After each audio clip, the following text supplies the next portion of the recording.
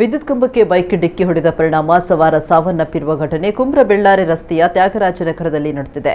ಕುಮ್ರ ಶಾಲಾ ಬಳಿಯ 33 ವರ್ಷದ ಭುವನ್ ಮೃತ ಯುವಕ. ಭುವನ್ ನಿಂತಿಕಲ್ಲಿನ ಬಾರೊಂದರಲ್ಲಿ ಕೆಲಸ ನಿರ್ವಹಿಸ್ತಾ ಇದ್ರು. ಮಂಗಳವಾರ ರಾತ್ರಿ ಕೆಯ್ಯಾರು ಕಡೆಗೆ ಹೋಗಿ ಮರಳಿ ಮನೆಗೆ ಬರ್ತಾ ಇದ್ದ ವೇಳೆ ಈ ಘಟನೆ ಸಂಭವಿಸಿದೆ ಅಂತ ತಿಳಿದು ಬಂದಿದೆ. ಮೃತರು ತಾಯಿ, ಇಬ್ಬರು ಸಹೋದರಿಯರನ್ನ ಅಗಲಿದ್ದಾರೆ. ಪುತ್ತೂರು ಗ್ರಾಮಾಂತರ ಠಾಣೆಯಲ್ಲಿ ಪ್ರಕರಣ ದಾಖಲಾಗಿದೆ.